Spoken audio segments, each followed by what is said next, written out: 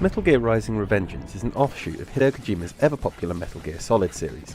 The plan was clear: take the isn't he cool star of Metal Gear Solid 2, Raiden, and make a game about his life as a kick-ass cyber ninja. Then, somewhere along the line, Kojima Productions began to struggle. After years in development, the project was finally handed over to action game powerhouse Platinum Games. Of everything in Metal Gear Rising Revengeance, the story is the one part that still feels distinctly Kojima, with lengthy monologuing that would make even a Bond villain check their watch, and over-the-top action still in full effect. Revengeance tells the story of Raiden and his battle against a PMC group known as Desperado. Beginning with some delicate bodywork, complete with Cuban heels, the story quickly upgrades the young soldier to an unstoppable man-blender. Starting in an African state, Raiden and his PMC army are training the country's security force, work that has helped stabilise the volatile area. During a meeting with the country's Prime Minister, the leader is abducted from under Raiden's nose by the rival PMC group Desperado. Raiden heads out after the captured Prime Minister, only to be defeated by Samuel Rodriguez. Barely surviving the battle, Raiden gets a new cybernetic body before exacting his revenge on Desperado and their plans. Unlike most Metal Gear Solid titles, there is little or no wiggle room on the virtues of outright war profiteering. Thus, the morally grey areas and sympathies that Kojima usually manages to evoke are lost due to the sheer unpleasantness of the antagonist's actions. There was probably an equation somewhere when development started that simply stated badass sword plus X equals awesome, but that left X, and X had to be enough to carry the rest of the game. After years stuck in development, Platinum Games finally got Kojima drunk and told him that they could deliver X.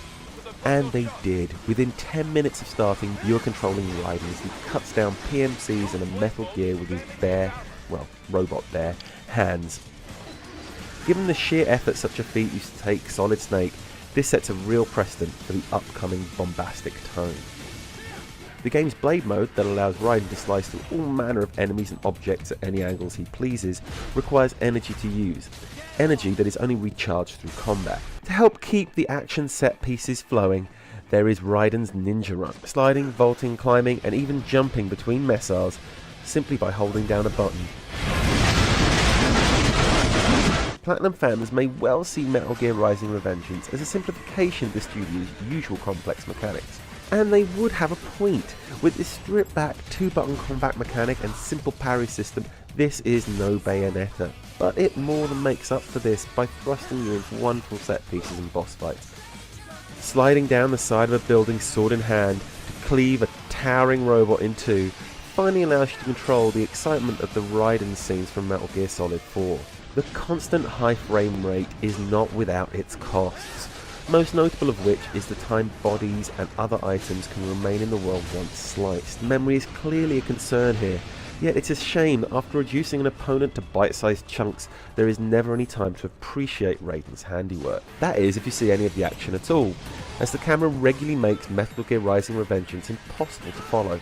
While Kojima's action set pieces inject Metal Gear Rising Revengeance with speed, his influence over the game's dialogue regularly slows the action to a crawl, with cutscenes and radio messages regularly lasting longer than the combat areas they bookend. Considering its development, it's a surprise how close Metal Gear Rising Revengeance comes to its original promise.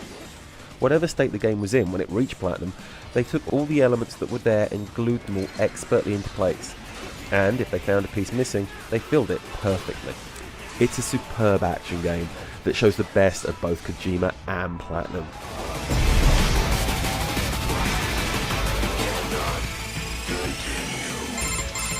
Tune in again soon for more reviews, and remember to visit playdevil.com for all of your gaming news.